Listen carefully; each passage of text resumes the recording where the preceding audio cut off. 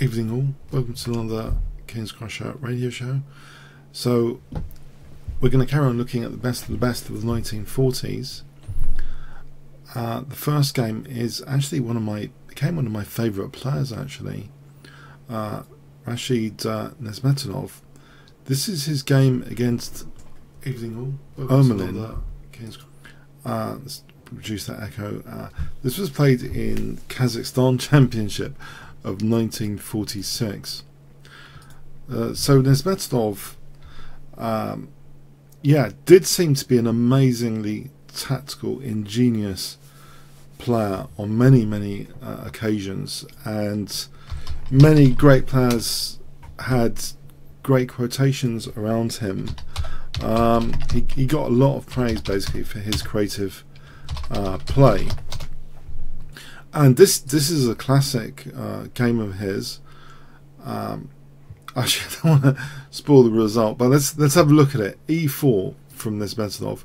So Ermolin played the Sicilian defence. Is there any buyout on Ermolin? Just before we get into this, Ermolin, it's actually his only game in the chessgames.com database. Ermolin's only game. So anyway, we see knight f3, d6, and open Sicilian. C takes, knight takes, knight f6, knight c3, g6. Now f4 was played. This is looking, it seems, to play e5, and you might not think that's a big deal, but actually it kind of is treated as a big deal, this e5 break. I'll add a Qxb7 as well, by the way. This is a major, I think this threat needs to be kind of respected, that white is threatening e5. And Lightbit reflects that respect with knight c6 as the main choice. It puts the break a bit on e5. This wasn't played though. There might also be a6, which takes some of the sting out of e5 in regards to this diagonal. Knight bd7, same sort of thing. It takes the sting out of e5. So these three moves are like the top moves in the position. And potentially there's also bishop g7, which seems a bit provocative. And that's the choice of this game, bishop g7. So is e5 so dangerous here? Well, Nezhmetdinov plays e5, and black at this point should tread very carefully. Actually, even at this early point, needs to tread very carefully. Perhaps best is knight h5. It seems this is ridiculous, right? Because of g4. I don't think this works too well. Knight takes f4 if this was played, and black is doing very well with this little tactic actually. Yeah, black's going to be doing okay. This check doesn't do anything, and black will be getting back the piece. So that's a nice little provocative trick actually to bear in mind here in this line. Knight h5 is possible, where g4 isn't that great. Maybe this is better to give white something, but it's getting to be a tricky mess of a position. King takes f6 to avoid knight e6 check. It is a small edge for white. But anyway, in the game actually d takes e5 is played, and after f takes, probably the best move here is either knight fd7. That's probably the best move, which looks kind of dangerous because of e6.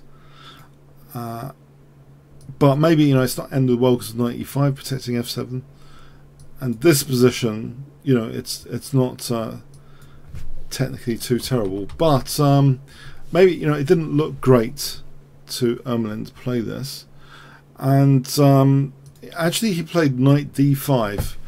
We have quite an interesting position here, where the king in the center, well, the queen's kind of loaded up. I wouldn't say overloaded, just loaded in fact.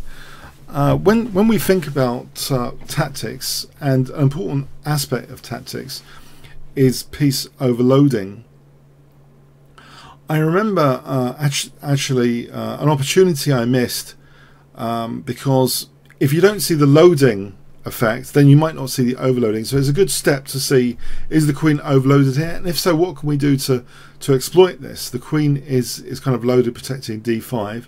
It is on this potentially sensitive file here, and there is in fact a disruption tactic available based on this loaded queen. So I wonder if you can guess the move here. You know, white's play. So the black queen, can we say, is loaded? So on the brink of being overloaded. White's play, what would you play in this position?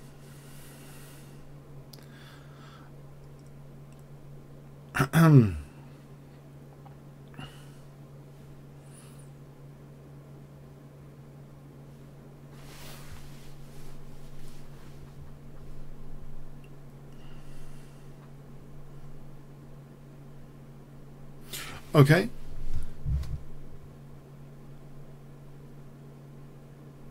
All right. Bishop. Sorry. I think I gave it away there, yeah. Mouse. Sorry, bishop b5 check, yeah. If bishop d7, knight takes d5 is possible. Just winning a piece, because bishop takes, we can play this, and yeah, we've just won a piece basically. So yeah, and if knight c6, we just take on c6 here, hitting the queen. There's no time to do anything. You know, if knight takes, queen takes d8 is checkmate. So there's no time to do anything here. It'll be a disaster. It'll be an absolute disaster. So the king is like the only move, king f8. And now the king's actually still on the firing line now on f8, because white just castles. So it's still on this f-file firing line actually. And also a little finesse about this position. You see that that escape square is cut. That e8 escape square is cut. Now, yeah, the pawn seems to be there for the taking, which would seem to give, you know, black the possibility of king g7. It's a very, very difficult position here. Difficult to suggest anything actually. Maybe the best is knight c6. It just doesn't look too good. Queen f3. Yeah, it doesn't look too good, this position at all. This sort of position with best play is a big advantage for white. Maybe not mating immediately, but you know, this is a crazy line engine generated. But yeah, it's a big advantage for white. So anyway. Black took this pawn. What is the matter with my mouse tonight now? Great. Thanks, mouse. Bishop takes e5. And now we have this check. King g8. Okay. Now, interesting position. If black gets another move, knight f6 would be good. Hitting d4. That d4 might be a bit fragile, but here there's an ingenious idea that's made use of. White actually plays the forcing move, knight takes d5. There's not too many options at all for black here. Black took that, and now on move 13, white play here. Okay, white's play here. What would you play in this position? So it seems the knight's attacked. Would you protect the knight? But also this bishop seems a bit loose potentially. And also that's with check, even worse. So is there anything ingenious you can spot in this position?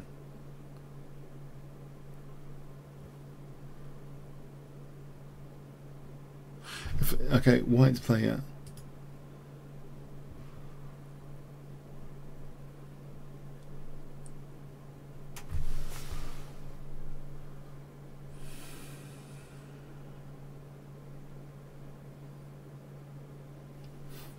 Okay. White plays, yeah, this is tactically ingenious at multiple levels actually.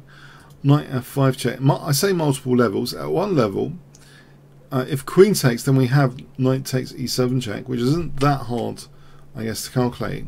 But the problem is you've also got to factor in this check, and this it does seem to be factored in, this check which protects e7.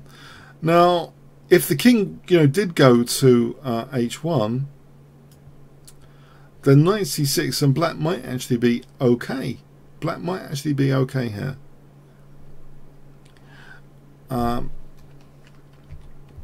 There's a threat of queen d8 here as well, so if bishop takes, that's still like mating queen d8 checkmate, but with knight c6 black would be okay.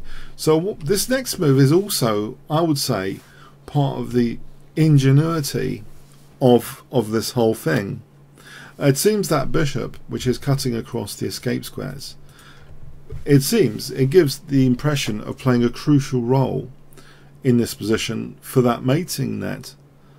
But the cruel tactician is perhaps mercenary about things, a very, very cruel tactician, and kind of sometimes follows all the forcing moves to the bitter end, even if it seems it's a betrayal. It's a betrayal of this bishop cutting across potentially escape squares. A tactician might consider betrayals of all sorts because they follow the forcing moves in the position, yeah, and to see the opportunities as they evolve.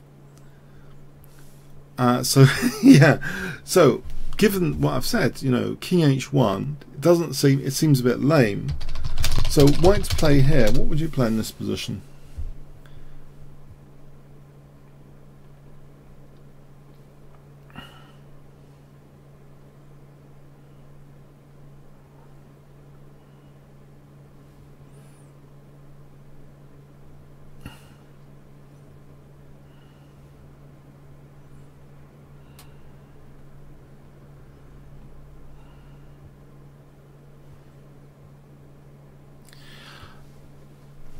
Yeah, I mean, I've seen this game before, and this is a new interpretation for me. Really, this is a betrayal tactically of that bishop cutting across escape squares. If you follow the series, it's so important to cut across escape squares, but actually white doesn't mind dropping even a bishop here and losing this cutting across escape squares, because there's something magical about this move. After queen takes here, hitting the queen, if queen takes b5, well, the first point to note is queen d8 check is mating, because the knight is still cutting across that escape square, so there's nothing defending the first rank. Okay, so we have queen c7, and it looks as though again black is not only attacking but defending e7, and we've lost that beautiful bishop across the diagonal. But yeah, this is the big but about this position. White's play here. I think the tactician really needs to be cold and mercenary about the opportunities, and this shows that actually there's a different kind of opportunity, even based on a little almost pedantic detail as well, actually, why this is so effective. So white's play here. What would you play in this position?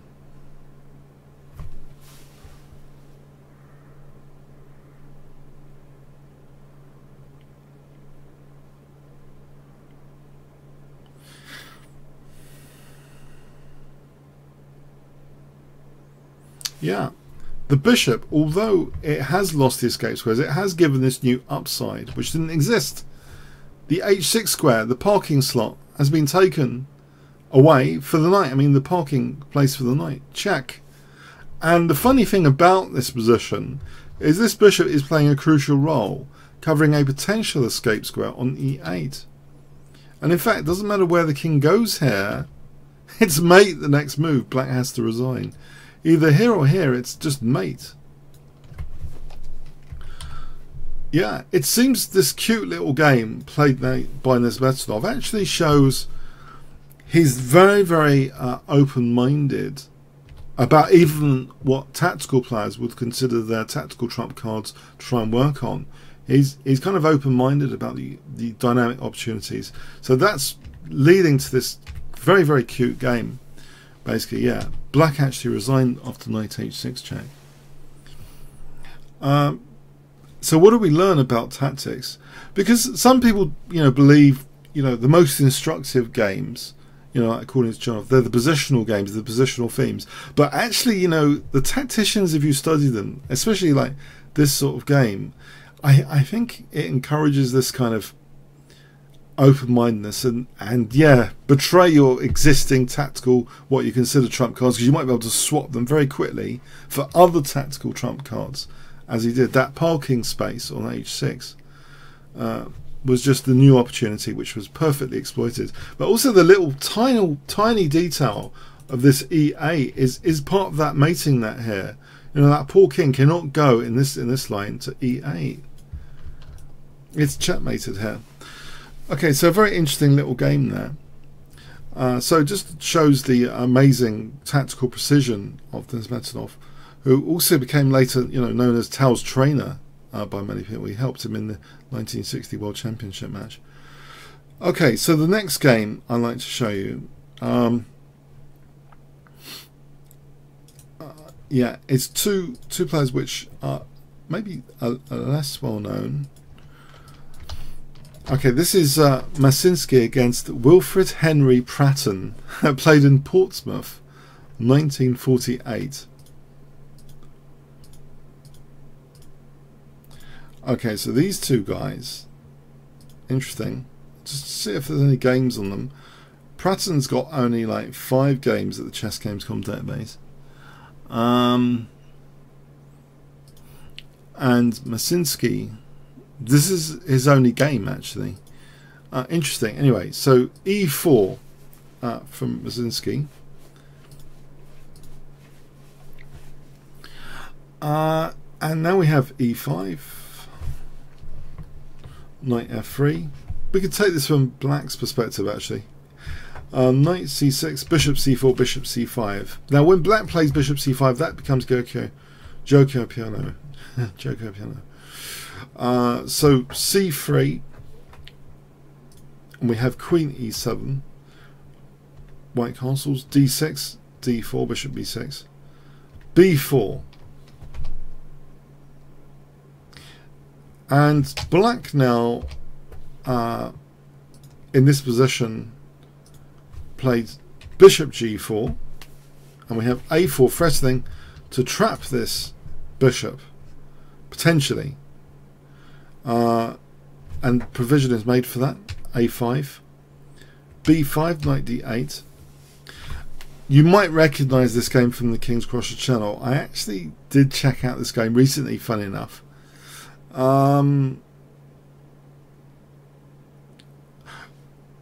Bishop a3. Oh, stop it. Bishop a3. So now d takes is threatened because of that pin. D takes is threatened. f6, reinforcing e5, so we've got that nasty pin, and it looks as though black's in quite the bind here, and white seems to play an elegant looking move, rook a2, so it's nice to be able to play these rook moves sometimes. Knight e6, d takes, f takes, and now we have what seems to be a strong, tempting double attack. Well, the bishop is protecting the knight, but it seems b7 is an issue. But also, with this unpinning, it seems knight takes e5 is a new threat as well, because of that pinned d6 pawn.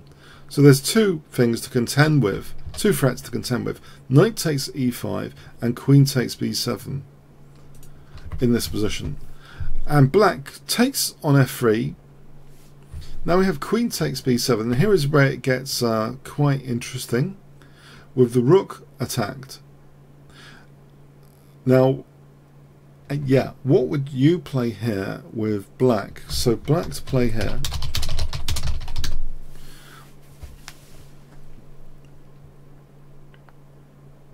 Any ideas?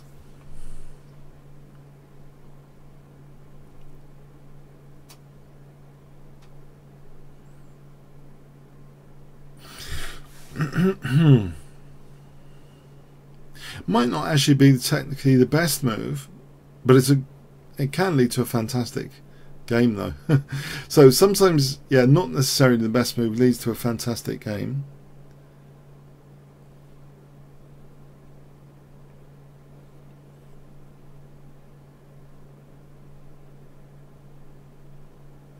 Okay, now probably the best move is actually rook d8. Probably this is the best move. So if takes, actually black's fine here. Maybe it can lead to equality, you know, the check, and he could aim for perpetual. It's a bit boring though, isn't it, to aim for a perpetual in terms of the result of the game. You can hit that pawn perpetually. And white can also throw in a lot of checks here as well. And the rook would probably have to go back. So we could have a boring draw by agreement, or, you know, repetition. But no, black goes for it with queen g5, giving up this rook. Queen takes a8 check, takes a big risk here, actually. And now plays king e7. Although he does seem to be threatening mate, and there does seem to be some convergence visually of attacking pieces to justify this fully, it would seem. Isn't this really, really dangerous? Well, g3 does parry that mate. Can it actually be proven categorically that the white king's getting mated? So we have knight f4 renewing ideas like knight h3 checkmate. That does seem menacing and totally justifying the rook sack. Now here, another good move was played. Actually, a very, very, very good move, rook e1, which simply addresses this major threat because it gives the king f1 to escape to.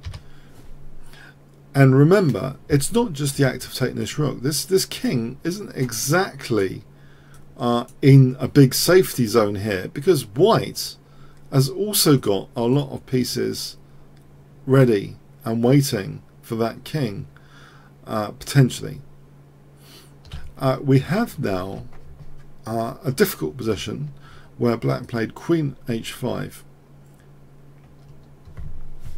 and white misses a major opportunity here. Okay, now black, if he gets another move, will do all sorts of horrible things.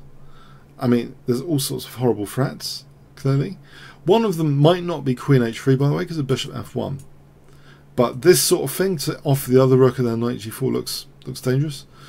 But anyway, white actually missed big opportunity here as well. There's two sides to this story. White's play missed. Guess what white missed?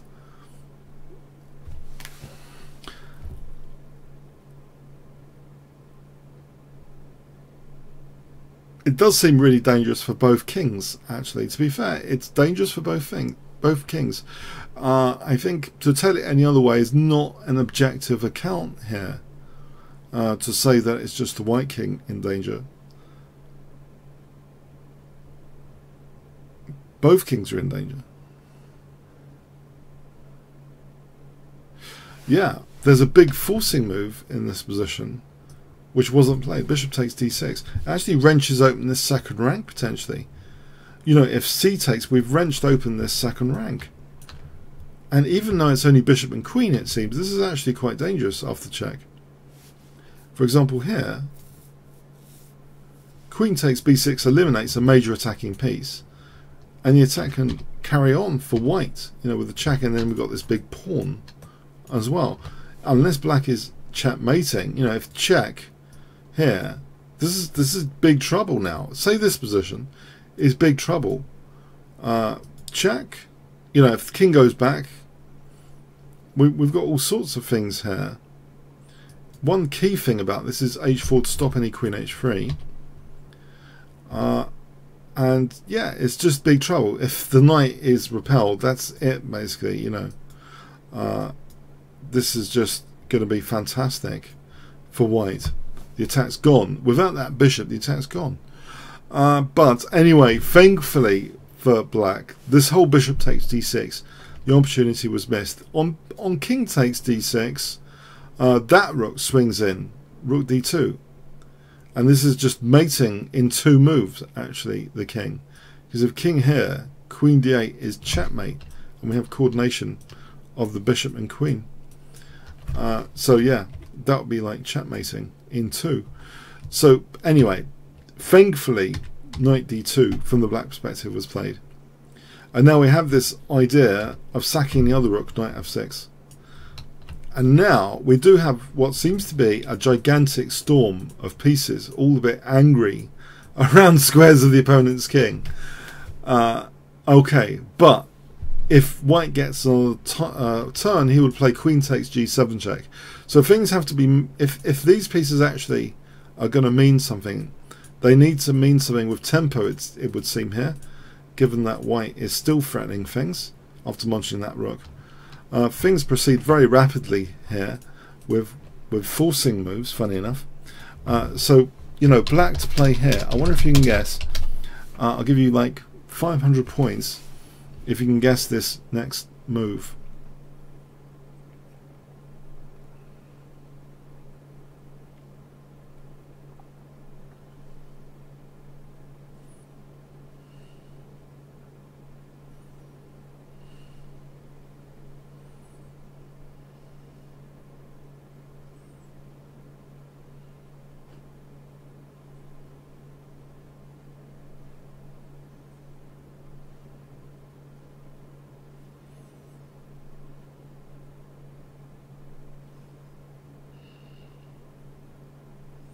Now, some of you have mentioned bishop takes f2. Let's see, this might actually be quite good. Let's just check. Yeah, that is good as well. Bishop takes f2 is a very good move. And it's actually, I think it's a forced mate in 12, according to this.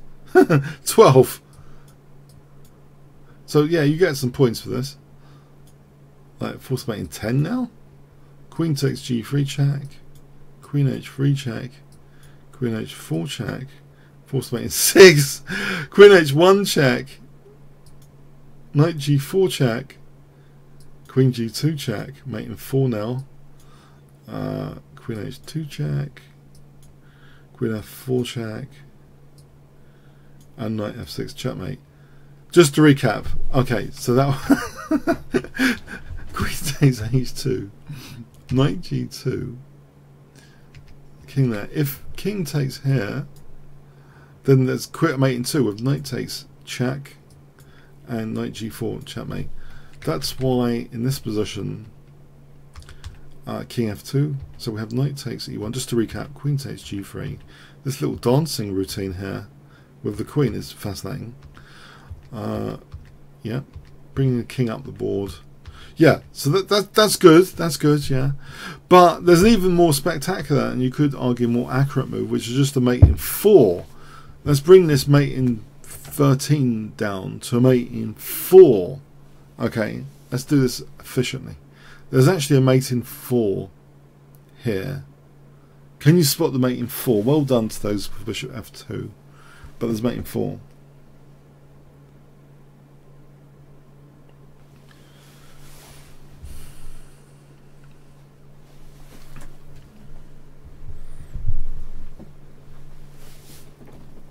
It's in the implementation sometimes.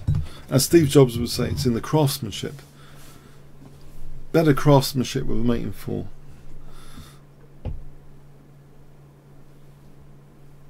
Even though you might achieve the same goal, craftsmanship.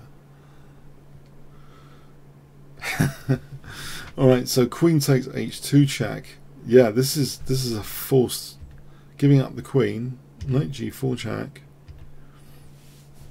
Now here, there's actually 2 different mate in 2s. Actually, you can choose your mate in 2. There's at least 2. Hang on, there might be more than 2. No, I think there's just 2. All right, you can either choose bishop takes f2, and then bishop g2 checkmate, and the aesthetics are wonderful. And strangely symmetrical aesthetically. Okay, that could be like a painting or something. I don't know, it's strange, the aesthetics there of the 2 bishops and the 2 knights, coincidentally. Yeah, okay, so and the other mate in 2 is knight h3 check here, knight h2 check, which you could argue isn't as neat as the other one, but the knights and the bishops still are checkmating the king here for sure. That's checkmate as well.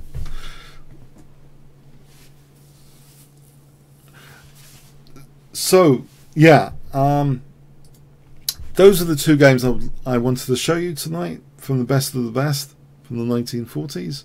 I think they're quite kind of cute, not too heavy going.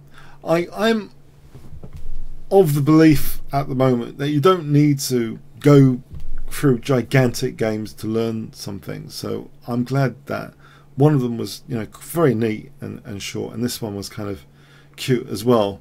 So I think you can learn something from these little games and apply to your own games.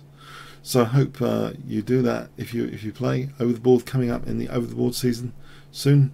Okay, so hope you enjoyed it. Likes appreciated, and see you next week. Okay, thanks very much.